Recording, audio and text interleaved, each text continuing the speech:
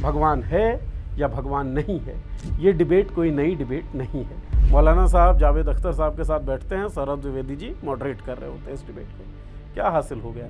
मजहबी बहस मैंने की ही नहीं, फालतू अक्ल मुझ में थी ही नहीं। तो ये एक ऐसी बहस थी जिससे कोई नतीजा नहीं निकलना था। और मेरा तो मानना है कि मीडिया का इसमें शामिल होना शर्मनाक है। ईश्वर पे ये चर्चा आमतौर पर खाए पिए अघाए लोगों का काम है। एक मीडिया प्लेटफॉर्म ये बहस करा रहा है, इसका मतलब है कि वो प्लेटफॉर्म भी गॉड इकोनॉमी का हिस्सा है। जावेद साहब उसमें आसान शिकार बन गए। उन्हें शायद समझ में नहीं आया कि वो तो सहज ढंग से हर जगह नास्तिकता की बात करते हैं, लेकिन वो एक बड़े व्यावसायिक परियोजना का, एक इवेंट के हिस्से बन गए। शायद वो इस बात को समझ नहीं पाए। अगर ईश्वर तर्कों से परे है तो किसी तर्क के जरिए, किसी डिबेट के जरिए उसके वजूद को आप प्रूव करें। आपको समझ में नहीं आता दुनिया कैसे बनी, कैसे ये पूरा ब्रह्मांड बना है, तो फिर आपने कहा कोई होगा, कोई तो है जिसने बनाया है। तो सबसे आसान तरीका है कि आप मान लीजिए कोई है।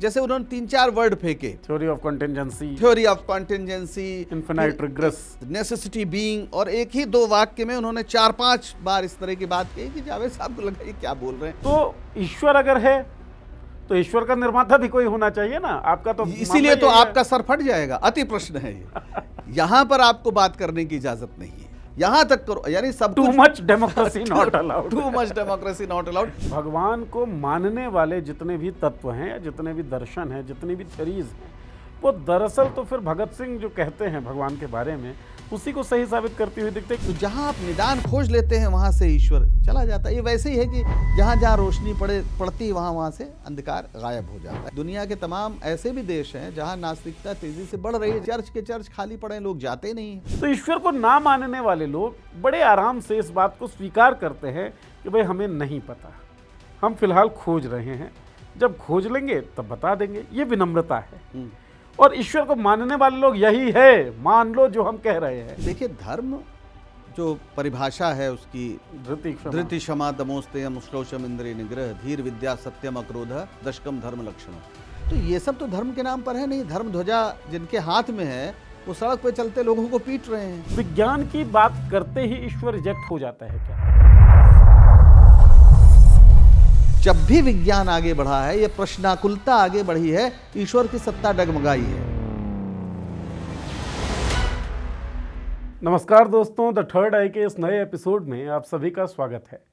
चर्चा बहुत पुराने समय से हम करेंगे और नए समय तक की करेंगे, बिल्कुल ताज़े मामले की भी करेंगे। लेकिन शुरुआत में स्वतंत्रता आंदोलन से करता हूँ। 2 बड़े नाम स्वतंत्रता आंदोलन में जो दिखते हैं चर्चित, महात्मा गांधी और भगत सिंह। एक घोर धार्मिक व्यक्ति और एक घोषित नास्तिक।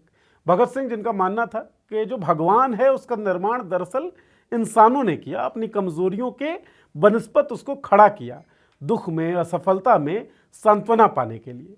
पुरातन काल में ये ठीक था, लेकिन फिलहाल के वक्त में ये यथार्थपूर्ण नहीं है, ये तार्किक नहीं है कि भगवान की कल्पना के सहारे आप आगे बढ़ें। ये भगत सिंह का मानना था। खैर, भगवान है या भगवान नहीं है, ये डिबेट कोई नई डिबेट नहीं है। लेकिन आपने सोशल मीडिया के ऊपर और ऑल्टरनेटिव मीडिया प्लेटफॉर्म के ऊपर ये बहस ताज़े तौर पर देखी होगी, डज गॉड एग्जिस्ट? क्या भगवान है भी या नहीं है? इस पर एक डिबेट हुई। मौलाना साहब थे, नदवी साहब, वो बैठे, और जावेद अख्तर साहब जो घोषित नास्तिक हैं वो बैठे।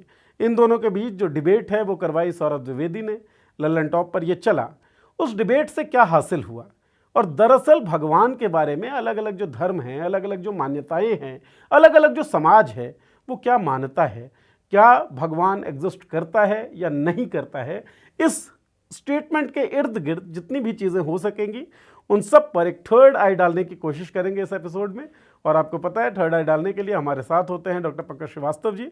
सर मौजूद हैं। सर, आपका स्वागत करते हैं। शुक्रिया नीरज। और शुरुआत ताज़े मामले से कर लेते हैं। तो बहस होती है, डज गॉड एग्जिस्ट? ईश्वर है या नहीं है? मौलाना साहब जावेद अख्तर साहब के साथ बैठते हैं, सौरभ द्विवेदी जी मॉडरेट कर रहे होते हैं इस डिबेट को। क्या हासिल हो गया? मुझे तो अकबर इलाहाबादी का एक शेर याद आता है जी। मजहबी बहस मैंने की ही नहीं, फालतू अक्ल मुझ में थी ही नहीं। आप किसी मौलवी साहब से, मुफ्ती साहब, मुफ्ती मेरा ख्याल है कि शमाइल नदवी साहब से अगर ये बहस में जा रहे हैं कि ईश्वर नहीं है, इसको वो कैसे मान सकते हैं? ईश्वर को अगर नहीं वो मान जाए तर्क से तो फिर सब कुछ खत्म उनके लिए। ठीक बात है। तो ये एक ऐसी बहस थी जिससे कोई नतीजा नहीं निकलना था। और मेरा तो मानना है कि मीडिया का इसमें शामिल होना शर्मनाक है। इस समय दिल्ली में AQI जो है, जो हवा है, वो जहरीली है। लोग भूख से मर रहे हैं, बेरोजगारी चरम पर है, हर तरह की समस्याएं, लोग पीट पीट के मारे जा रहे हैं सिर्फ धर्म की वजह से, अलग धर्म की वजह से ही नहीं, अलग चेहरे मोहरे की वजह से। अभी देहरादून में हमने देखा कि एक त्रिपुरा के लड़के को मार दिया क्योंकि लोगों को वो चीनी नजर आया। इतना धार्मिक देश, हर मोड़ हर चौराहे पर मंदिर हैं, धर्मस्थल हैं, और हम एक अपने से इतर को बर्दाश्त नहीं कर पा रहे हैं। गो कि हम ये मानते हैं कि एक ही ईश्वर ने सारी संसार की सृष्टि की है। इससे ज्यादा शर्मनाक बात क्या हो सकती है? उस समय एक मीडिया प्लेटफॉर्म ये बहस करा रहा है। इसका मतलब है कि वो प्लेटफॉर्म भी गॉड इकोनॉमी का हिस्सा है। गॉड एग्जिस्ट करता है नहीं करता है, उस पर बहुत ये भरे पेट लोगों की बहस है, पहली बात तो ये। लेकिन ये जो मीडिया प्लेटफॉर्म अगर इसको करा रहा और ये जरूरी बहसें नहीं करा रहा, इसका मतलब है कि वो कुछ और खेल कर रहा है। गॉड इकोनॉमी इस समय दुनिया में 5 ट्रिलियन की है। गॉड इकोनॉमी यानी धर्म या ईश्वर से जुड़ी हुई जो अर्थव्यवस्था है। भारत की कुल अर्थव्यवस्था उतनी नहीं है, वो 4.18 ट्रिलियन की, और 1 ट्रिलियन में 1000 बिलियन होते हैं, और 1 बिलियन मतलब अरब। कितने जीरो होते हैं संबित पात्रा बताएंगे कभी। तो आप समझ सकते हैं, यानी कोई भी धर्म हो, वो तमाम किस्से कहानियों पर आश्रित है। सब अपने किस्सों को लेकर हमारे बीच खड़े हैं, और हम जिस धर्म के परिवार में, धर्म को मानने वाले परिवार में पैदा होते हैं, वही हमारा धर्म हो जाता है। हम उसमें दिमाग नहीं लगाते हैं। ऐसा थोड़ी है कि हम सभी धर्मों का अध्ययन करते हैं, फिर तय करते हैं कि हमको ये पसंद है। हमें तो ये बताया नहीं जाता। हम जहाँ पैदा हो गए वही हमारा धर्म हो गया, और फिर हमें कुछ कहानियों, कुछ प्रतिमाओं या कुछ सिद्धांतों के साथ अपने को जोड़ दिया जाता है। क्यों? इसलिए कि हम एक दिन मरेंगे, और मरने के बाद हमारा क्या होगा, हमें स्वर्ग मिलेगा, हमें नरक मिलेगा, या कयामत के दिन हमारे बारे में क्या फैसला होगा। यही सारी किस्से कहानियां हैं जिसको हम धार्मिकता मान लेते हैं, जबकि धर्म ये बिल्कुल नहीं है अगर दार्शनिक दृष्टि से देखा जाए। बहरहाल मैं ये कह रहा हूं कि ये बहस हमको, किसको फायदा हुआ? तो एक वेबसाइट है, उसको फायदा हुआ। कितने हिट्स, मुफ्ती नदवी साहब जो लगातार कोशिश कर रहे थे कि हमारे साथ बहस करो, क्योंकि उनको भी अपनी रेटिंग बढ़ानी थी, उनको भी अपने हिट्स बढ़ाने थे, मार्केट में एस्टेब्लिश मार्केट उनको भी, तो उनके लिए भी। तो अब जावेद साहब उसमें आसान शिकार बन गए। उन्हें शायद समझ में नहीं आया कि वो तो सहज ढंग से हर जगह नास्तिकता की बात करते हैं, लेकिन वो एक बड़े व्यावसायिक परियोजना का, एक इवेंट के हिस्से बन गए। शायद वो इस बात को समझ नहीं पाए। मुझे लगता है कि ये एक बेकार की कवायद थी, और कम से कम अगर मीडिया इसमें शामिल है, ये ठीक है। दार्शनिक जो दर्शन के अध्येता हैं, विद्यार्थी हैं, वो बहस करें, यूनिवर्सिटीज़ में बात हो, या धार्मिक लोग आपस में बैठ के बात करें, वो ठीक है। लेकिन आप मीडिया प्लेटफॉर्म पर इस तरह की बहसें आयोजित करें, इसका मतलब है आप मूल प्रश्नों पे, लौकिक प्रश्नों से दूर भाग के लोगों को पारलौकिक प्रश्नों पे ले जाना चाहते हैं। मतलब जो खेल वर्तमान राजनीति कर रही है वही आप भी कर रहे हैं, वही आप भी कर रहे हैं, बिल्कुल वही कर रहे हैं। और धर्म हवा में नहीं आया। धर्म जो है या ईश्वर जो है, वो तमाम इस जिस तरह से दुनिया भर में परेशानियां हैं, दुख हैं जी, तो और सरकारें या व्यवस्थाएं उनको हल नहीं कर पा रही हैं, तो उन लोगों के पास, जो उत्पीड़ित जन है, उसके पास एक सहारा क्या है कि भाई चलो कुछ नहीं तो ईश्वर उसका एक दिन भला कर देगा। इसीलिए जिस मार्क्स को अक्सर कहा जाता है कि उन्होंने धर्म को अफीम कहा, उन्होंने धर्म को अफीम नहीं कहा। उन्होंने कहा ये हृदयहीन दुनिया का प्राण है, ये उत्पीड़ित जनों की आह है जी। धर्म जनता की अफीम है, क्योंकि उस समय अफीम दुख दूर करने का एक जरिया थी। दर्द बहुत है तो अफीम से उसको, वो पेन किलर था उस जमाने का, 19वीं शताब्दी में जब मार्क्स का समय था, उस लिहाज से उन्होंने कहा था। तो धर्म या ईश्वर तब तक लोगों के पास रहेगा जब तक उसकी पीड़ाएं दूर नहीं होती, और जहां जहां पीड़ा दूर हुई है या जहां जहां उन प्रश्नों के जवाब मिल गए हैं, वहां ईश्वर नहीं रहा। जैसे पहले मनुष्य ये भी मानता था कि जल जो है, जो बारिश हो रही है, वो ईश्वर करा रहा है। अब उसे समझ में आ गया कि जल चक्र है, तो अब इंद्र देवता की जरूरत नहीं रह गई। जी। तो अब ईश्वर एक ऐसे सर्वशक्तिमान के रूप में है जिसमें तमाम अर्थव्यवस्थाएं अलग अलग धर्मों के नाम पर जुड़ी हुई हैं। और मुझे तो जैसे आप यक्ष प्रश्न जी। पूछा युधिष्ठिर से यक्ष ने कि दुनिया का सबसे बड़ा आश्चर्य क्या है, तो उन्होंने कहा युधिष्ठिर ने कि लोग रोज दूसरों को मरते देखते हैं फिर भी अमर होने की उनके अंदर चाह है। ये मेरे लिए बहुत आश्चर्य की बात है। ठीक बात है। मेरे लिए यक्ष प्रश्न ये है कि सारे लोग ये मानते हैं कि एक सर्वशक्तिमान ईश्वर ने पूरी दुनिया बनाई, फिर भी वो दूसरे धर्म के लोगों से घृणा करते हैं। अरे भाई, अगर आप हिंदुओं का भगवान, उसी ने तो मुसलमानों को बनाया होगा, और अगर मुसलमानों को बनाने के लिए अल्लाह कोई अलग है, अलग शय है, तो फिर भगवान सर्वशक्तिमान नहीं हुआ। फिर तो खानों में बटे हुए हैं भगवान। फिर सर्वशक्तिमान कैसे हुआ? ठीक बात है। सर्वशक्तिमान तो तभी होगा जब उसके परे कुछ भी नहीं है। यानी अल्लाह मियाँ ने ही हिंदुओं को बनाया है और ईश्वर ने, ब्रह्म ने मुसलमानों को बनाया है। तो भाई आप तो एक ही खित्ते के लोग हो, आप क्यों आपस में लड़ रहे हो? इतनी भी समझ नहीं है तो काहे के धार्मिक लोग हो? तो धर्म के नाम पर, ईश्वर के नाम पर दरअसल तमाम दुकानें खुली हुई हैं और एक अर्थव्यवस्था है, चल रही है। God economy. गॉड इकोनॉमी, नया इलाका बनता है। कोई आप नए इलाके में चले जाइए, कोई नया निर्माण कार्य हो रहा हो, नई कॉलोनी बस रही हो, कुछ दिन बाद आपको वहां प्राचीन मंदिर मिल जाएगा उगा हुआ।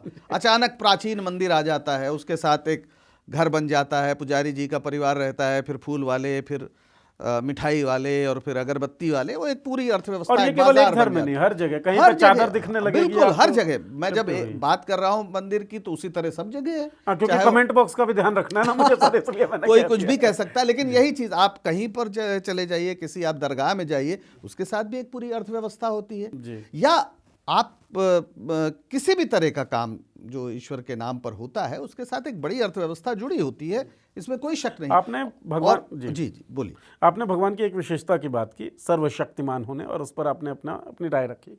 एक और विशेषता अलग अलग धर्मों में, मतों में जो भगवान के बारे में रही कि वो तर्कों से परे है। अगर ईश्वर तर्कों से परे है तो किसी तर्क के जरिए, किसी डिबेट के जरिए उसके वजूद को आप प्रूव करें, तो ये तो अपने आप में ही बड़ा अजीब सा नहीं लगता कि तर्कों से परे बनते हो? और इसीलिए ये भी कहा जाता है कि दरअसल जब कोई जवाब नहीं है तो आप कह देते हैं वो तर्कों से परे, वो अनिर्वचनीय है, यानी आप वचन से नहीं जान सकते हैं, वो अवर्णनीय है, आप उसका वर्णन नहीं कर सकते हैं। तो भाई जब आप उसको समझ ही नहीं सकते, वो आपकी चेतना से परे की बात है, तो फिर उस पर बात करने का क्या मतलब है? फिर तो आपका एक अनुमान है और आपने मान लिया है। चूंकि आपको समझ में नहीं आता दुनिया कैसे बनी, कैसे ये पूरा ब्रह्मांड बना है, तो फिर आपने कहा कोई होगा, कोई तो है जिसने बनाया है। तो सबसे आसान तरीका है कि आप मान लीजिए कोई है, और ये कोई है का मसला वो हजारों साल से चला रहा है क्योंकि इसमें बुद्धि नहीं लगनी है। आपने मान लिया और आप संतुष्ट हो गए। लेकिन मनुष्य की जिज्ञासा है, बढ़ते बढ़ते वो जहां तक गई है विज्ञान के क्षेत्र में, कि ईश्वर का दायरा उसी हिसाब से कमजोर होता गया है। लेकिन ये बात बिल्कुल सही है कि अगर आप जान ही नहीं सकते अपने सेंसेस से, जैसे उस बहस में बार बार वो कहते हैं कि वो एक नेसेसिटी बीइंग है ना, वो उन्होंने 3-4 शब्दों का ऐसा तेज इस्तेमाल किया, लगा कि नदवी साहब बड़ी तैयारी से आए थे और जावेद साहब उस तरह से नहीं, वो कुछ आराम से सोचे कि कुछ बात होंगे, लेकिन उन्होंने पूरे कुछ, जैसे उन्होंने 3-4 वर्ड फेंके, theory of contingency, infinite regress, necessity being, और एक ही 2 वाक्य में उन्होंने 4-5 बार इस तरह की बात कही कि जावेद साहब को लगा ये क्या बोल रहे हैं, वो समझ ही नहीं पाए। जबकि ये जो ईश्वरवादी तर्क की सबसे बुनियादी प्रस्थापनाएं हैं, बड़ी प्राइमरी लेवल की है। कार्यकारण सिद्धांत है कि भाई कोई है तो बनाने वाला होगा, तो वो कंटिजेंसी सिद्धांत आ गया। फिर उनका कहना है कि जो इनफाइनाइट रिग्रेस, यानी ये श्रृंखला अंत तक कार्यकारण की नहीं जा सकती, कहीं तो रुकेगी, और कहीं रुकेगी तो उससे इतर एक नेसेसिटी बीइंग होगा जहां रुकेगी, यानी अनिवार्य रूप से किसी की उपस्थिति है। अब बृहदारण्यक उपनिषद में बिल्कुल यही बात गार्गी कहती है याज्ञवल्क्य से, और याज्ञवल्क्य घबरा के कहते हैं अति प्रश्न कर रही हो, तुम्हारा सिर जो है वो फट जाएगा।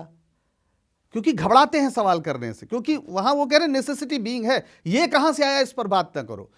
अब उसमें गार्गी से पूछते हैं याज्ञवल्क से गार्गी पूछती हैं, ये एक ब्रह्म चर्चा या शास्त्रार्थ है जो राजा जनक के दरबार में हो रही है।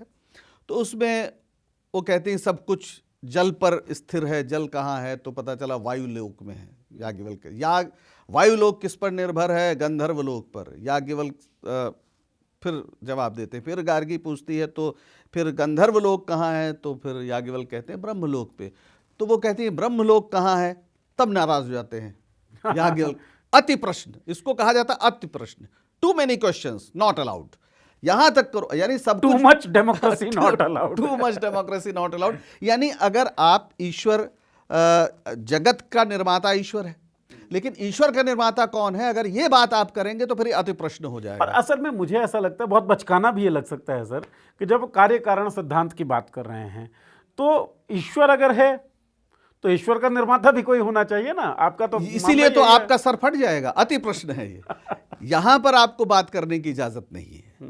तो यहीं पर वो जो याज्ञवल्क कहते हैं वही जवाब तो मुफ्ती साहब का भी है कि भाई ये मत पूछो कि वो कहां से आया, वो तो अलग है, नेसेसिटी बीइंग है। चूंकि हमें नहीं पता ये कैसे बना है तो हमने मान लिया, जबकि बौद्ध दर्शन में इसका जवाब है, अभी हम लोग इस पर आगे बात करेंगे, कि जगत भी आदि हो सकता है, कोई पहली शुरुआत हो जरूरी नहीं है। क्लास 9th में अगर मैं ठीक हूं तो कंजर्वेशन ऑफ एनर्जी ठीक ठाक तरीके से पढ़ा दिया जाता है। बिल्कुल। वे energy can neither be created nor be destroyed, ना तो आप पैदा कर सकते हैं ना ही खत्म कर सकते हैं, उसका स्वरूप बदलता है, ट्रांसफॉर्म होता है वो।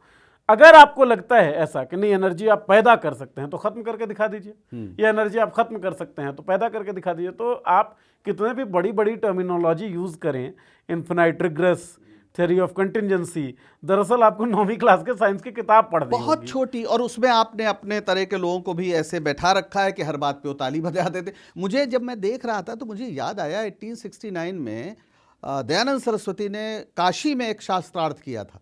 वो ये कह रहे थे कि वेदों में मूर्ति पूजा नहीं है, तो इसलिए हमें मूर्ति पूजा नहीं करनी चाहिए, ये अवैदिक है, तो हिंदू धर्म में इसकी इजाज़त नहीं होनी चाहिए।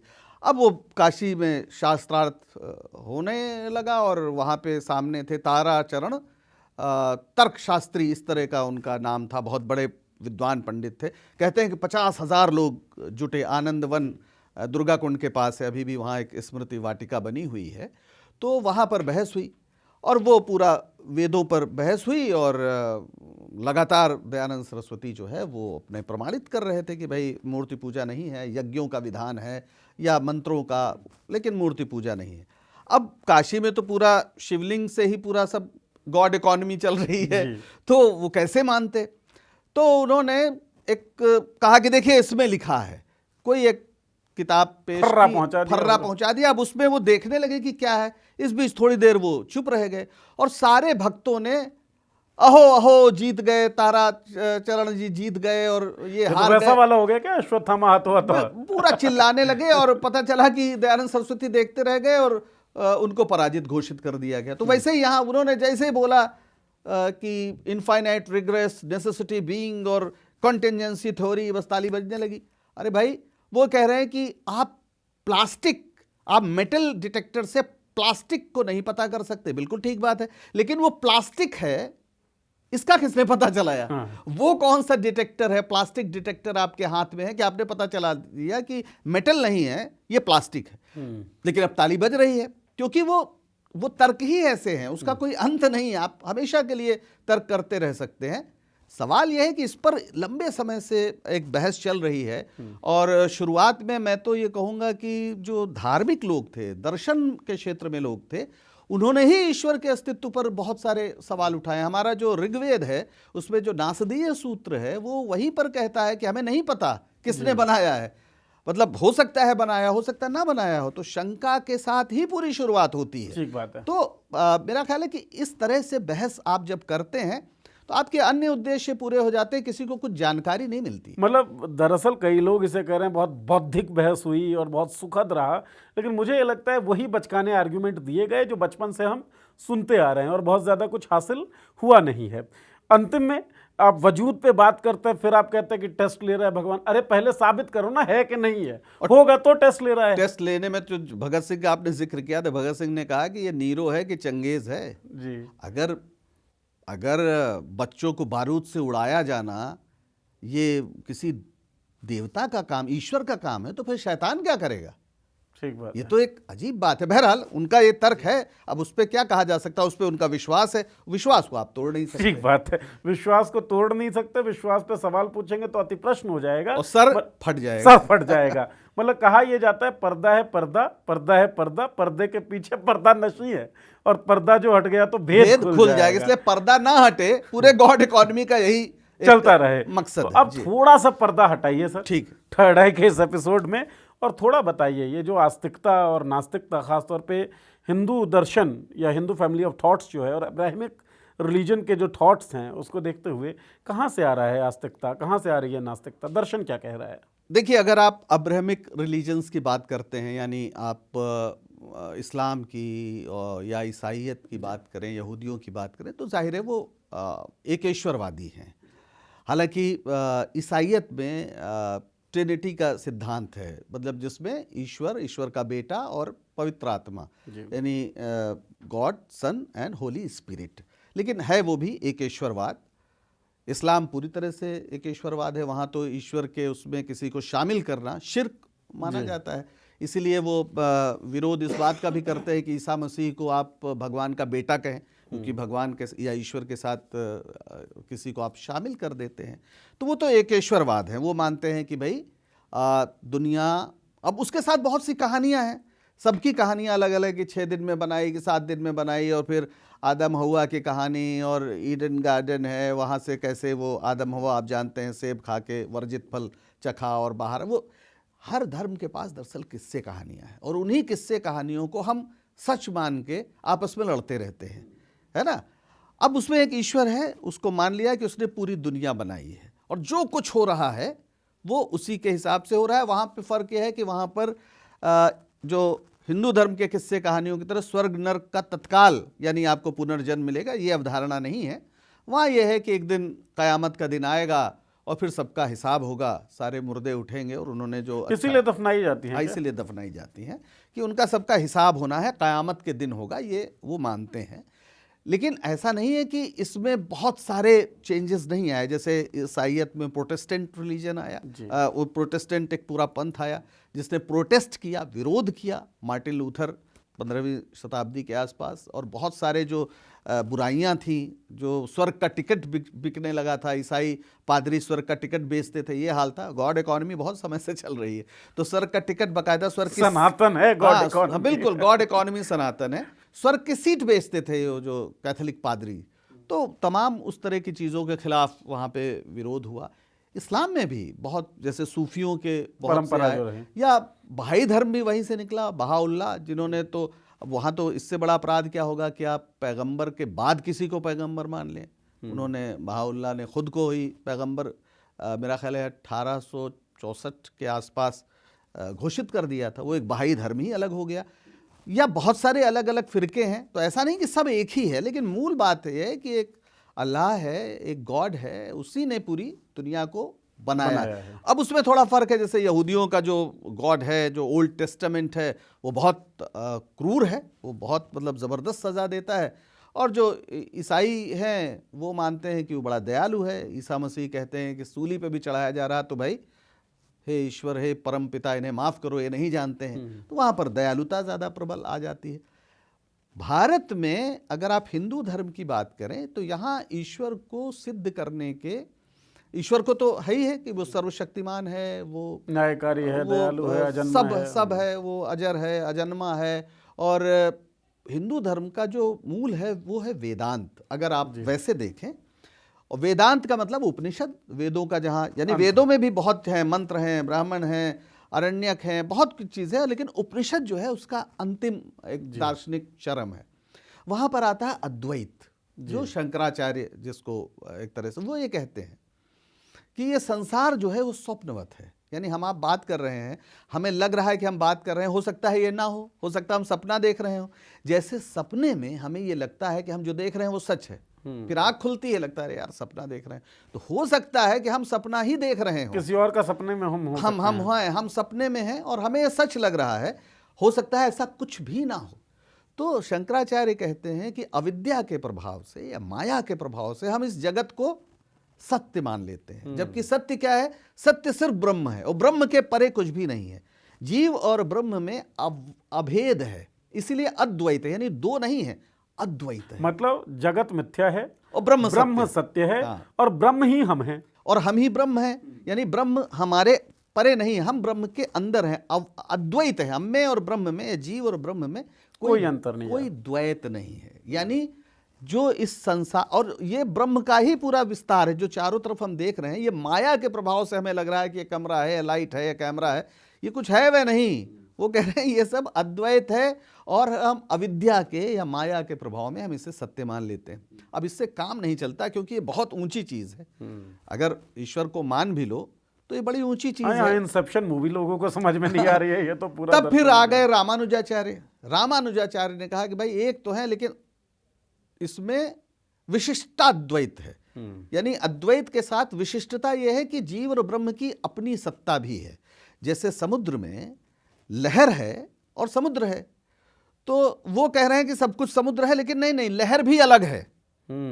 तो ये रामानुजाचार्य करीब 2 शताब्दी के बाद, 11वीं शताब्दी के आसपास, शंकर के बाद वो फिर विशिष्टाद्वैत का सिद्धांत देते हैं। और ये भी कहते हैं कि जब वो अलग है तो फिर वो विष्णु को एक सगुण के रूप में स्थापित करते हैं। और उसके बाद फिर द्वैताद्वैत सिद्धांत देते हैं निम्बकाचार्य, वो भी करीब 2 शताब्दी के बाद, 1300 कुछ में।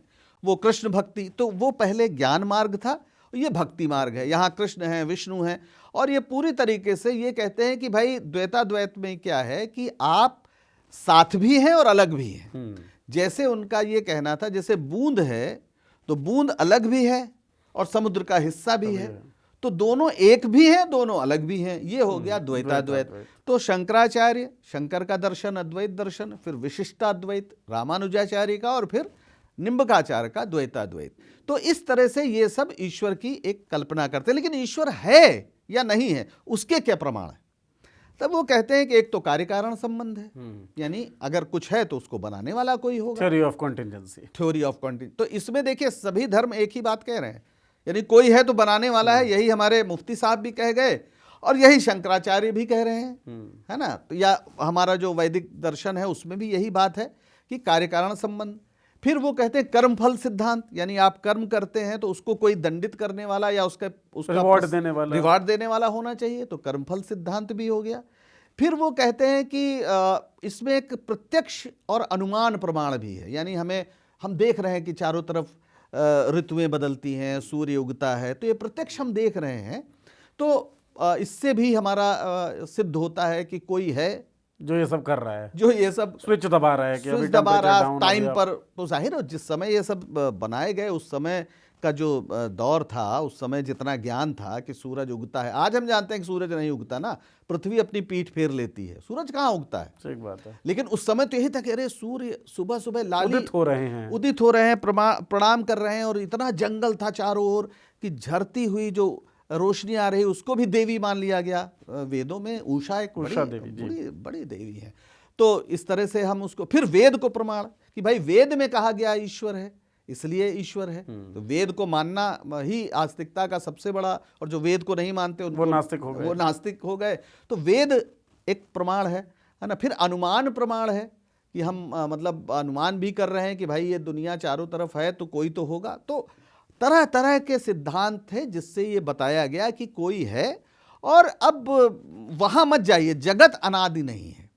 जगत जो है वो बनाया है ईश्वर, लेकिन अनादि। जब ईश्वर किसने बनाया बात आती है तो फिर वही तुम्हारा सर फट जाएगा, जो याज्ञवल्क्य ने कहा। और याज्ञवल्क्य से लेकर मुफ्ती शमाइल नदवी तक जो बात कह रहे हैं कि यहां पर प्रश्न ना करो। तो वही पर्दा है, उस पर्दे को हटाने की लेकिन भारत में ऐसा नहीं है, इसको चुनौती शुरू से दी गई। जैसे चारवाक की परंपरा, जैसे बृहस्पति ने, चारवाक दर्शन के जो अध्येता वो माने जाते हैं, उन्होंने कहा कि कुछ नहीं है, जो सामने है, जिसको हम अपनी इंद्रियों से सोच सकते हैं, देख सकते हैं, छू सकते हैं, स्पर्श कर सकते हैं या अनुभव सामने देख रहे हैं, प्रत्यक्ष देख रहे हैं, वही केवल सत्य है। उसके अलावा सब मिथ्या है, एकदम उल्टा। वो जगत ही सत्य है, बाकी सब मिथ्या है।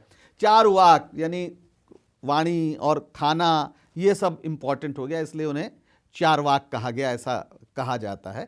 और बड़ा एक मशहूर वो है कि ऋणम कृत्वा कृते यावत् जीवेत सुखम जीवेत, ये उनका।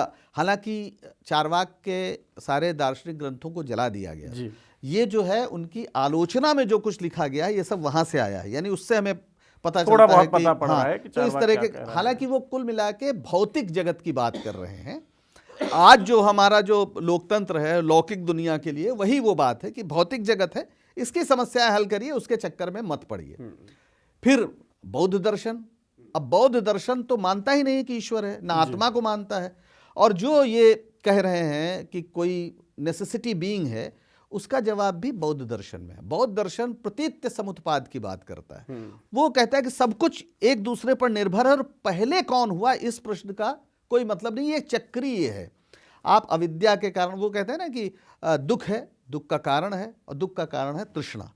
तो जब आप तृष्णा पर विजय प्राप्त कर लेते हैं, जब आप अविद्या पर विजय प्राप्त कर लेते तो आपका निर्वाण हो जाता है और आप इस चक्र से मुक्त हो जाते हैं। अदरवाइज ये जो जगत है, यही एक दूसरे पर इसका सब कुछ निर्भरता चलती रहती है, तो कोई खत्म नहीं होता।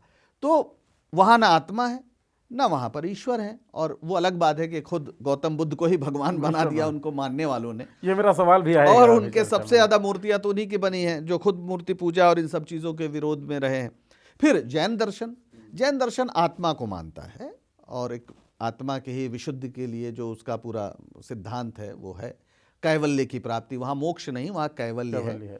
और ईश्वर लेकिन वहाँ भी नहीं है। बौद्ध दर्शन में निर्वाण की बात है, यहाँ पर कैवल्य की बात है। और जो हिंदू धर्म है उसमें कहते हैं मोक्ष, यानी आमतौर पर जो ये कहानी कि आपका जन्म मरण के चक्र से आप मुक्त हो जाएंगे। कैसे? तो भक्ति मार्ग से। तो इसीलिए जितने हमें ये मंदिर पूजा या रीत रिवाज ये सब जो दिखता है, वो दरअसल वो उसका लक्ष्य यही है कि आप इससे मुक्त हो जाए। और वो आसान है, आपको एक मूर्ति दे दी गई, आप उसकी पूजा करिए, आपके लिए बहुत आसान है। अब कहाँ जीव जगत ब्रह्म द्वैत अद्वैत, ये तो आम आदमी के लिए बड़ा मुश्किल हो जाता है ना। आप जब चेतना के खास स्तर पर पहुंचेंगे तभी इस तरह की बातें कर सकते हैं, उसके पहले नहीं कर सकते।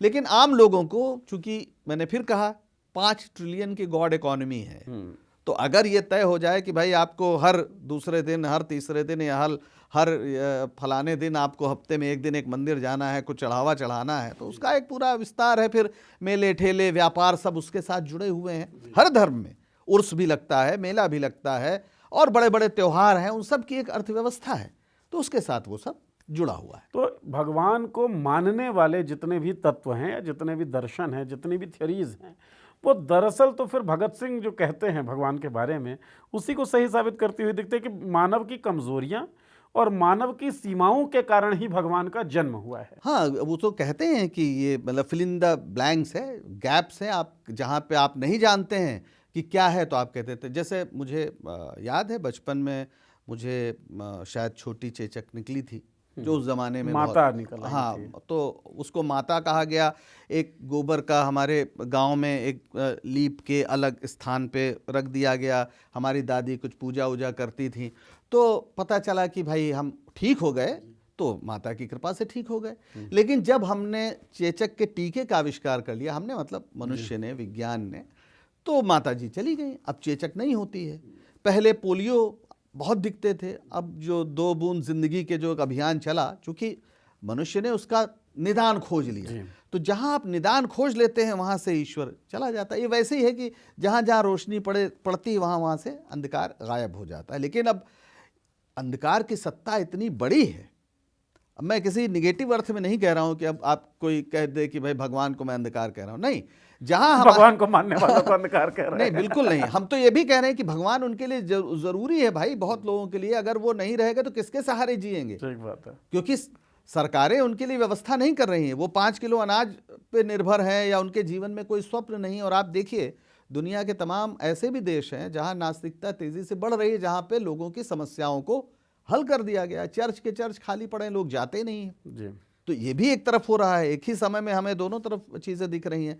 तो ये बिल्कुल एकदम स्पष्ट है कि हम जहाँ पर नहीं जानते हैं, जहाँ पर्दा पड़ा है, उसके पीछे हम कह देते हैं कि भगवान है। अब उसका नाम गॉड भी है, अल्लाह भी है, उसका ईश्वर भी है। तो हर इलाके के अलग अलग नाम हैं, अलग अलग ज़बानें हैं। उसी से उसने एक कल्पना कर ली है कि एक इतना ताकतवर है कि वही सब सज़ा देगा। हालांकि मुझे एक बात नहीं समझ में आती कि भाई अगर सचमुच तुम धार्मिक हो तो तुम घूस कैसे लेते हो? अगर तुम सचमुच धार्मिक हो तो किसी महिला को अपमानित कैसे कर सकते हो? आसाराम बापू पूरे जीवन धर्म का प्रचार करते रहे और बलात्कार के आरोप में दोषी हैं, आरोपी नहीं है, जेल में हैं। तो इसका मतलब ये सब धर्म को भी नहीं मानते, ये सब बेवकूफ बनाते हैं। क्योंकि जितना धार्मिकता का विस्फोट है, और अगर सचमुच लोग मानते हैं कि ईश्वर सब कुछ देख रहा है और वो हमें कर्म के हिसाब से फल देगा, तब तो कोई गलत काम किसी को करना नहीं चाहिए। हमें उल्टा दिख रहा है, तो इसका मतलब ये धर्म के नाम पर ढोंग ही है। एक चीज़ मैं ये समझने की कोशिश कर रहा था सर, कि किसी भी चीज़ को, किसी भी सोच को जब आप स्टेब्लिश करना चाहते हैं तो किसी हीरो के ज़रिए करते हैं। मुझे लगता है राम हो या कृष्ण हो, ये वही हीरो हैं जो धर्म को स्टेब्लिश करने के लिए बनाए गए होंगे, जिनके बारे में काव्य लिखे गए और किताबें लिखी गई। उनका संबंध तो नैतिकता से जोड़ते हैं लोग, और धार्मिकता को नैतिकता से जोड़ के देखे जाने का भी रिवाज है। लेकिन जब मैं यहाँ देखता हूँ कि ईश्वर को मानने वाले और ईश्वर को ना मानने वाले लोग, तो ईश्वर को ना मानने वाले लोग बड़े आराम से इस बात को स्वीकार करते हैं कि भाई हमें नहीं पता, हम फिलहाल खोज रहे हैं, जब खोज लेंगे तब बता देंगे। ये विनम्रता है। और ईश्वर को मानने वाले लोग यही है, मान लो जो हम कह रहे हैं, ये तो विनम्रता नहीं है। तो धार्मिकता, विनम्रता, नैतिकता, मैंने शायद पहले भी आपको एक बार बताई थी कि देखिए धर्म जो परिभाषा है उसकी, वो भी बहुत दिलचस्प है। वही कि धृति क्षमा दमोस्तेयम श्लौषम इंद्रिय निग्रह धीर विद्या सत्यम अक्रोध दशकम धर्म लक्षणम। तो धर्म के तो ये लक्षण है कि आप सत्य बोलिए, आप क्रोध मत करिए, आप इंद्रियों पर आप संयम रखिए, आप शुचिता रखिए, आपके अंदर विद्या होनी चाहिए। तो ये सब तो धर्म के नाम पर है नहीं। धर्म ध्वजा जिनके हाथ में है वो सड़क पे चलते लोगों को पीट रहे हैं, उनमें तो कोई अक्रोध की बात नहीं है।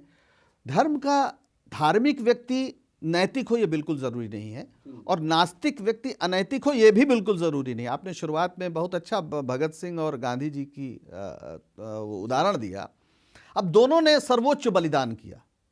महात्मा गांधी ने लोगों को किस तरह से जोड़ा, किस तरह से सत्य और अहिंसा के पथ पे उनको ले गए। दुनिया में इतना बड़ा प्रयोग राजनीति में कभी नहीं हुआ कि इस तरह के प्रयोग से आपने एक राष्ट्र का निर्माण किया, आज़ादी दिलाई। वो बहुत ही नैतिक व्यक्ति थे महात्मा गांधी। वो मतलब कई लोग तो उन्हें ईसा की श्रेणी में रखते हैं, है ना। शहीद हुए, अंत में कुर्बानी दी इस देश के लिए। उधर भगत सिंह ने, और धर्म के कारण ही हुई थी वो मानते थे कि धर्म एक तो उनका धर्म था, और दूसरा उनका भी धर्म था जिन्होंने हत्या की, वो भी गीता को पाठ करता था, गोडसे भी। तो यानी आप किस तरह से प्रेरणा लेते हैं, ये बहुत कुछ आपके लक्ष्यों से भी होता है। अब कोई कह सकता है कि गीता से हम यही प्रेरणा लेते हैं कि माँ बाप भाई बहन कुछ नहीं, सबको मारो, संपत्ति पे कब्जा करो। मुझे एक चुटकुला याद आ गया माफ करते हुए। एक ने कहा कि भाई 4 भाई हैं, राम लक्ष्मण भरत शत्रुघ्न, अगर ऐसा कहा जाए तो आप क्या निष्कर्ष निकालेंगे? तो एक बंदे ने कहा मैं निष्कर्ष निकालूंगा सौतेले हैं। तो आप क्या निकाल रहे हैं, आप क्या कंक्लूजन ले रहे हैं, ये तो आपके ऊपर आपके लक्ष्य। तो उनका लक्ष्य था लोगों में प्रेम भाव बढ़े, तो महात्मा गांधी ने उस तरह से इस्तेमाल किया धर्म का। और गोडसे को लगा कि ये चूंकि प्रेम की बात कर रहे हैं और उनके साथ प्रेम की बात कर रहे हैं जो हमारी तरह नहीं है, अब उनको धर्म से ये समझ में आया जी। तो उन्होंने गीता से प्रेरणा ली कि मार दो। और उधर भगत सिंह जो धर्म ईश्वर घोषित रूप से, उनका जो बहुत ही महत्वपूर्ण लेख है मैं नास्तिक क्यों हूं, और दर्शकों को अगर मौका हो तो वो गूगल पे बस इतना लिखे मैं नास्तिक क्यों हूं, वो लेख आ जाएगा, लिंक हम इस वीडियो के डिस्क्रिप्शन बॉक्स में भी डाल देंगे, पढ़ना चाहिए। वो भी सर्वोच्च बलिदान करते हैं जी। और वो इस देश की आज़ादी के लिए, और ये देश कैसा होना चाहिए, किस तरह से बनना चाहिए, शोषण का कैसे विरोध होना चाहिए, बहुत विस्तार से उस पर अध्ययन करते हैं और लिखते हैं। तो दोनों सर्वोच्च बलिदान करते हैं। एक धार्मिक ईश्वरवादी है, लेकिन उसके लिए ईश्वर अल्लाह एक है। वो कहता है ईश्वर अल्लाह तेरो नाम, और इसीलिए उसकी हत्या हो जाती है। और ये जो मानते हैं कि नहीं ईश्वर का कोई दखल नहीं है, लेकिन दोनों अपनी दुनिया को, इस लौकिक दुनिया को बेहतर बनाना चाहते हैं, तो वो भी सर्वोच्च बलिदान करते थे। तो धर्म से आप नैतिक हो ये बिल्कुल ज़रूरी नहीं है, और नास्तिक होने के लिए तो बड़ा साहस चाहिए। ये भी मतलब वो भी बहुत नैतिक, आमतौर पर ज़्यादा नैतिक मिलते हैं वो लोग, क्योंकि ईश्वर को सामान्य व्यक्ति उसके अस्तित्व को नकार नहीं सकता, क्योंकि मदद की ज़रूरत तो होती है। बिल्कुल। और मदद आपको स्यूडो और भाई ताकत भगत भगवान सिंह के से नाम यही कहा गया कि अरे अब तो मतलब मान लो ईश्वर को, रब को अब तो मान लो, बाकायदा ग्रंथी गए उनसे मिलने। तो जब मना किया तो कुछ लोगों ने कहा अरे बड़ा अहंकारी है, तो उन्होंने लेख लिखा कि मैं अहंकारी नहीं हूँ, मैं अगर आज मान लूँ कि मैं ईश्वर है तो मुझे तो अगला जन्म स्वर्ग में मिलेगा, मैं देश पे कुर्बान हो रहा हूँ, वीर गति को मैं प्राप्त करूँगा, पर मैं जानता हूँ ये सब नहीं है। और उस समय तक विज्ञान भी इतना विकसित नहीं था, वो डार्विन थ्योरी वगैरह का उन्होंने उसमें उल्लेख भी किया है कि विज्ञान इसका जवाब देगा, जितना उस समय तक था उन्होंने दिया। आज तो विज्ञान बहुत आगे बढ़ गया है। आज तो हम देखें तो ख़ास तौर पर जब ये बिग बैंग की थ्योरी आई, या हबल ने जैसे उसको बताया की जो तस्वीर, तो अब देखिए अब क्या है कि विज्ञान इस मामले में, विज्ञान का ये विषय नहीं, आप मानो न मानो, लेकिन वो ये कह रहा है कि भाई इस दुनिया को चलाने में ईश्वर की जरूरत नहीं है। बिग बैंग थ्योरी वो not need any God to run the universe. बिल्कुल। बिग बैंग थ्योरी जो 1927 के आसपास आई, मेरा ख्याल है लैमेथ एक पादरी थे बेल्जियम के, उन्होंने जॉर्ज जूलियस लैमेथ शायद उनका नाम था, उन्होंने इसको बताया। उन्होंने कहा कि ये तो जो हमारी आकाश गंगाएं वो फैल रही हैं। उसके पहले आइंस्टीन जैसे भी लोग जो बड़े विज्ञानी थे वो सब मानते थे कि ब्रह्मांड स्टैटिक है। इस खोज ने एकदम तहलका मचा दिया। फिर हबल ने इसको साबित कर दिया, उसके लिए बाकायदा फॉर्मूला पूरा उसने निर्मित कर दिया। और ये जब तय हुआ तो आइंस्टीन वगैरह को अपना ये बदलना पड़ा, क्योंकि अब ये विज्ञान एकदम मानता है कि हमारा ब्रह्मांड फैल रहा है, आकाश गंगाएं फैल रही हैं। इसी सिद्धांत को वो उलटता है। इसका मतलब है कि ये फैल रही हैं, तो अगर आप उसका उल्टा करें तो इसका मतलब एक ऐसा समय था, कभी सिमटी होंगी, सिमटे सिमटे आप एक बिंदु पर पहुंच गए हो। राइट। तो उस बिंदु के विस्फोट से, उस बिंदु के विस्तार से, जिसको बिग बैंग नाम दिया गया, ये ब्रह्मांड की रचना हुई। और जहां पर जीवन जैसी स्थिति बन गई, ऑक्सीजन और तमाम चीजें, पृथ्वी पर खास तौर पर, वहां पर हमें जीवन मिलता है। और हो सकता है कि हमारे पृथ्वी तो हमारे सौर मंडल या हमारे आकाश गंगा की एक का एक ग्रह है, इस तरह के और भी संयोग कहीं हो सकते हैं, इसलिए हम उससे भी इनकार नहीं कर सकते।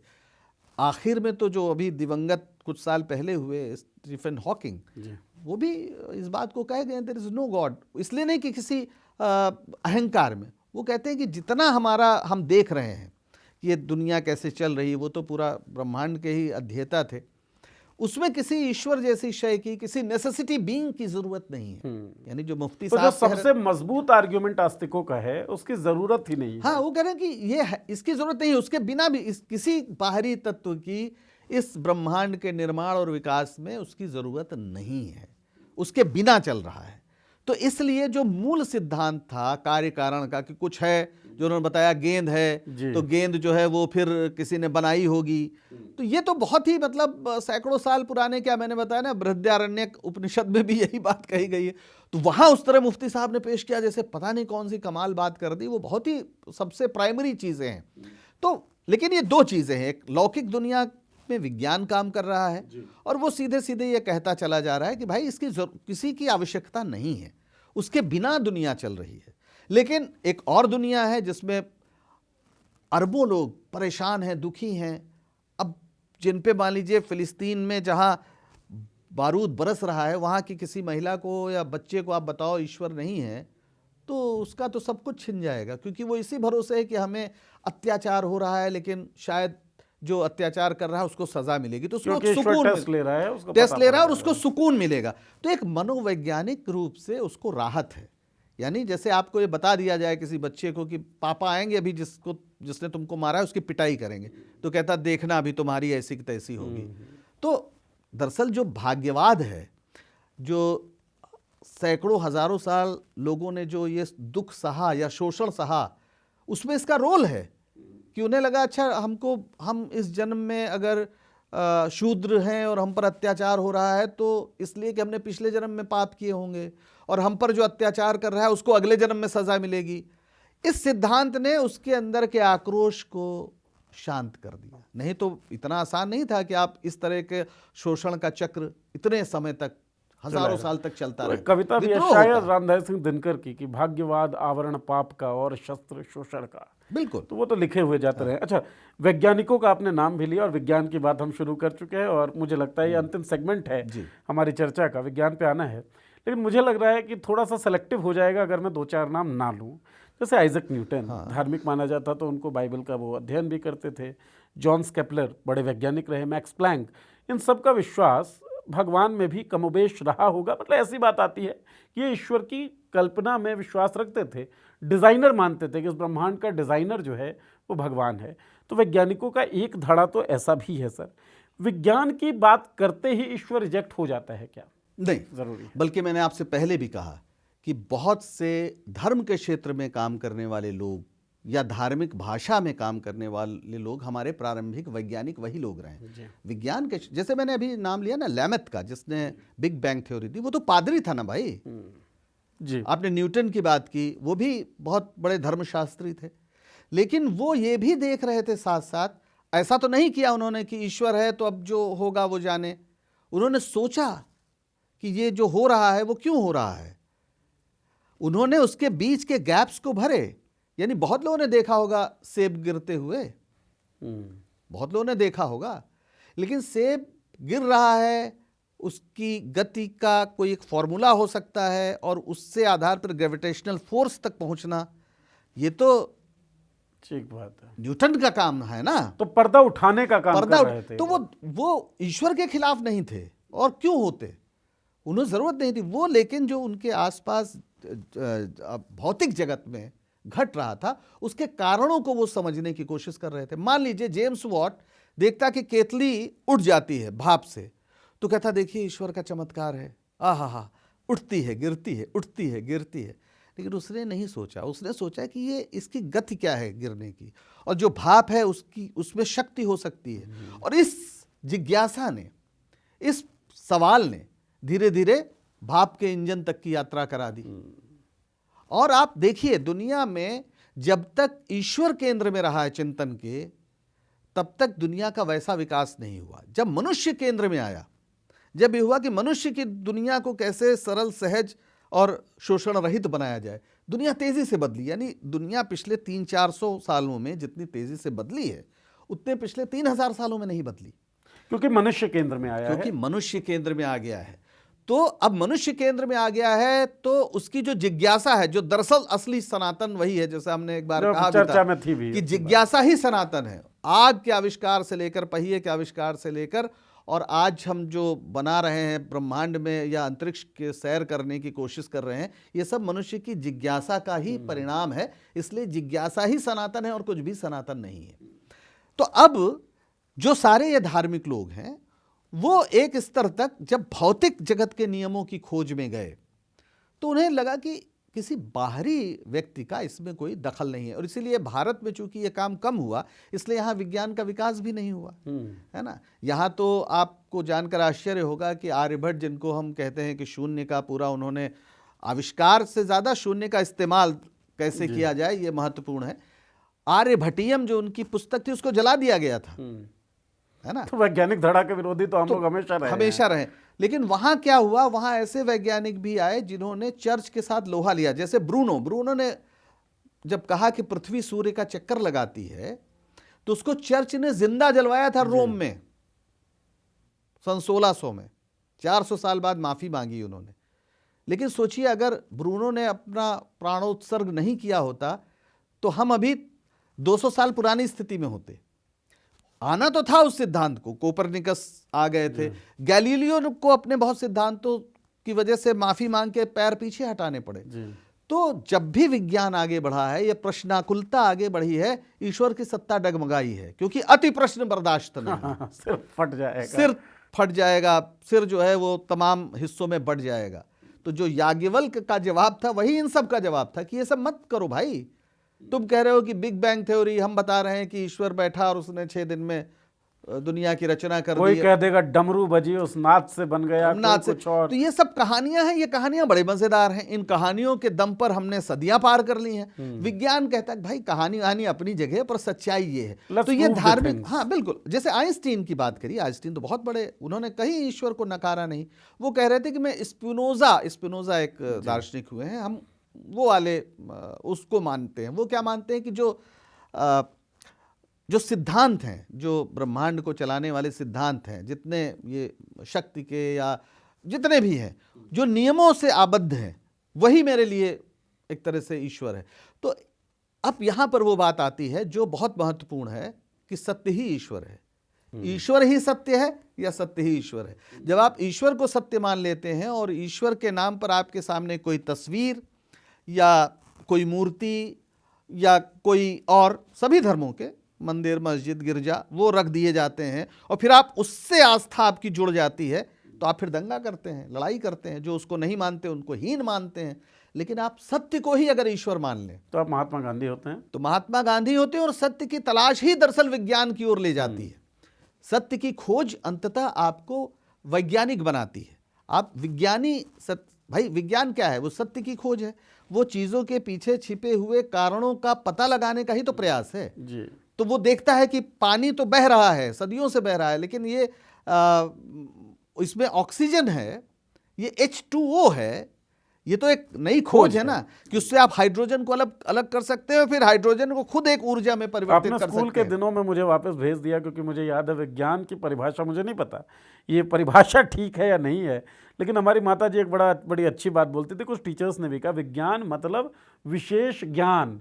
तो किसी भी चीज को लेकर जो विशेष ज्ञान है वो विज्ञान है। बिल्कुल, आप उसके ज्ञान, अच्छा वो विशिष्टता का क्रम आगे बढ़ता जाता है धीरे धीरे। शुरू में आप थोड़ा जानते हैं, फिर अगली पीढ़ी और जानती है, फिर अगली पीढ़ी और जानती है। भाई बिग बैंग थ्योरी तक आने में 400 साल लग गया ना जी। और अभी आप कर ही रहे हैं, आप लगातार प्रयास कर ही रहे हैं। और अब तो आप जेनेटिक इंजीनियरिंग आ गई जी। है ना। हमारे ये पता चल गया कि आप किसी भी धर्म के हों, किसी भी जाति के हों, किसी भी क्षेत्र के हों, आपका कोई भी लिंग हो, लेकिन अंदर से आप जो हैं वो एक ख़ास प्रजाति है, उसके अंदर वही हीमोग्लोबिन है, वही ब्लड ग्रुप्स हैं, है ना। आपको अगर B12 की कमी हो जाएगी तो क्या क्या बीमारियां हो जाएंगी, वो सारा कुछ तो वो पहले नहीं था। पहले आप लक्षण देख के ही इलाज करते थे, कोशिश करते थे। अब आप पूरा अल्ट्रासाउंड भी कराते हैं और वो एक और इससे भी आगे क्या है, वो जो MRI वो कराते हैं। आप एकदम एक एक चीज़ जान पा रहे हैं, तो आप अनुमान की ज़रूरत नहीं है। तो विज्ञान ने आपको इतने रास्ते दिए, तो केवल लोग और उससे मतलब बेसिक साइंसेज ने फिर अप्लाइड साइंस, फिर आप उपकरण बना लेते हैं, फिर आप दूरबीन के जरिए, आप लेजर के जरिए ऑपरेशंस तक कर रहे हैं। तो ये बड़ी बात है ना। कल ही मैं किसी डॉक्टर ने एक बात बोली और मुझे बड़ी अजीब सी लगी बात और अच्छी लगी। मैंने कहा यार ये ठीक बात है कि अब लोगों को ट्रीट तो करते ही हैं डॉक्टर्स, रिपोर्ट्स को ट्रीट करते हैं कि हम रिपोर्ट्स ट्रीट कर दें, लोग अपने आप ट्रीट हो जाएंगे। और ये बात भी जायज़ है। तो आप मान सकते हैं ईश्वर को, आप नहीं मान सकते हैं ईश्वर को, ये आपका मत हो सकता है और मतों का सम्मान है। लेकिन मामला ये है कि जो सनातन है, हमारी जिज्ञासा, उसके साथ सफ़र करते रहना होगा, उसको नहीं छोड़ना है। अगर कोई कहता है भाई इस पर्दे को मत खींचो, तो उस पर्दे को फाड़ देना ही हमारा कर्तव्य होना चाहिए और वो हमारा अधिकार भी और है। सब आदमी नहीं कर सकता है। हम ये मानते हैं कि हर आदमी की चेतना का स्तर, जैसे मैंने शुरू में ही कहा कि ईश्वर पे ये चर्चा आमतौर पर खाए पिए अघाए लोगों का काम है ना। जब आपका पेट भरा हुआ है, और जो लोग भी दार्शनिक हुए हैं आप देखें तो वो कोई खेत में अपने भोजन के लिए जुटे नहीं थे, काम नहीं कर रहे थे। और भारत में तो एक पूरा वर्ग ही ऐसा था जिसे काम नहीं करना था, केवल चिंतन करना था। जो हमारा ब्राह्मण वर्ग था वो यही था कि उसे चिंतन करिए आप, और वो अपने अपने हिसाब से किस्से हमें थमाता गया और हम उन किस्सों को लेके आगे बढ़ते गए। हमारे तमाम जो जवाब पुराण उराण हैं उसमें आप देखें तो वो किस्से ही हैं अंततः। तो आपने अकबर इलाहाबादी के शेर से शुरू किया था कि फालतू बात मैंने की, मजहबी बहस मैंने की ही नहीं, फालतू अक्ल मुझ में थी ही नहीं। तो फालतू अक्ल तब आएगी जब पेट आपका भरा हुआ हो। बहरहाल मुझे लगता है इस बारे में जो चर्चा है वो मुकम्मल हो चुकी है। आपके सवाल आमंत्रित रहेंगे, लेकिन एक प्रश्न थोड़ा सा इतर हो सकता है, लेकिन मुझे लगता है कि ज़रूरी है जी। ये जो does God exist, Maulana smile Nadvi और जावेद अख्तर के बीच जो ये डिबेट हुई या डिबेट का ड्रामा हुआ, उसके बाद सर एक चीज़ और देखने को मिली सोशल मीडिया पर बहुत सारे प्रोग्रेसिव लोग जो हैं वो कितने शरीफ लोग थे, सब खुल के आ गए वाला मामला भी दिखा कि जावेद अख्तर के गाल पे तमाचा पड़ गया और ये देखिए जीत गए। मुझे तो यही मैंने आपसे पहले ही तो बताया क्या- कि मतलब क्या इसके पीछे भी कोई राजनीति आप देख रहे हैं? नहीं नहीं, देखिए, आप जो मानते हैं उसी को आप इस्टेब्लिश करना चाहते हैं। तो जितने धार्मिक लोग थे, चाहे वो किसी भी धर्म के रहे हों, उन्हें नदवी साहब की जीत पे खुशी हुई कि देखिए भाई जावेद साहब चाहे जितने प्रोग्रेसिव हों, कोई जो धार्मिक हिंदू है वो भी तो उनकी बात से सहमत नहीं होगा। तो उस समय जो नदवी साहब थे वो हिंदू मुसलमान ईसाई सबके प्रतिनिधि थे। वो अलग बात है कि वो मतलब अपनी जो बातें कह रहे थे वो या मुफ्ती हैं तो जाहिर है मुसलमान हैं, लेकिन वो सभी धार्मिक लोगों की ओर से थे और तर्क वही दे रहे थे जो हमने कहा याज्ञवल्क्य दे रहे थे। तो पूरी दुनिया में जो धार्मिक लोग हैं उनके ईश्वर को लेकर जो मूल बात है, जो मूल सिद्धांत है, वो एक ही है। झगड़ा तो रीत रिवाजों और तरीकों को लेकर है ना, कि कौन बाएं से दाएं चलेगा, कौन दाएं से बाएं चलेगा, ये सब तो पद्धतियां क्या होंगी उसका झगड़ा है। हाँ बिल्कुल, मान्यताएं सेम है कि पर्दा नहीं उठने देना है। पर्दा नहीं उठने देना, ये भी बिल्कुल। चलिए ठीक है। तो बहुत सर कह रहे होंगे हल्की बात कर देते हैं, नहीं भारी बात नहीं, तो भारी बात तो यह है, लेकिन इसके बावजूद मैं ये कहूंगा कि धार्मिक, जो सच्चे धार्मिक हैं वो बहुत महान लोग हैं, क्योंकि उनके लिए धर्म कोई पाखंड नहीं है। वो बहुत दयालु हो सकते हैं, वो बड़ा बलिदान कर सकते हैं। अगर समूह या दुनिया की फिक्र आपको है और आप विनम्रता से भरे हुए हैं, आप करुणा से भरे हुए हैं, आप दया से भरे हुए हैं, तो आपकी धार्मिकता को सलाम है जी। लेकिन अगर आप ये कह रहे हैं कि हम बड़े धार्मिक हैं और जो हमारी तरह नहीं उन सबको मर जाना चाहिए, उन सबको खत्म कर देना चाहिए, तो आप दरअसल शैतान हैं, आप बिल्कुल धार्मिक नहीं। मैं अब क्योंकि मॉडरेट मैं कर रहा हूँ, बातचीत मैं कर रहा हूँ, एंड मैं करता हूँ, तो थोड़ा सा प्रिविलेज मैं ले लेता हूँ इस बात का कि सर ने कहा कि जो धार्मिक लोग हैं वो बड़े विनम्र होंगे, और मेरा ये मानना है जो विनम्र होगा वो अंत में पर्दा उठाने देगा। पर्दा खींचे रहने में उसकी विनम्रता खत्म होती, उसे दिखेगा तो चलो भैया पर्दा उठा के देख लो, तो वो सवालों के साथ सफ़र करेगा, जिज्ञासा के साथ सफ़र करेगा, जिज्ञासा की हत्या नहीं करेगा। तो जिज्ञासाएं क्या हैं आपकी, कमेंट बॉक्स में हमें ज़रूर बताएं। फिर से मुलाकात होगी द थर्ड आई के अगले एपिसोड में। फिलहाल इस चर्चा को सुनने देखने के लिए आपका बहुत बहुत धन्यवाद, और सर चर्चा करने के लिए आपका बहुत बहुत धन्यवाद। बहुत शुक्रिया नीरज, बहुत शुक्रिया।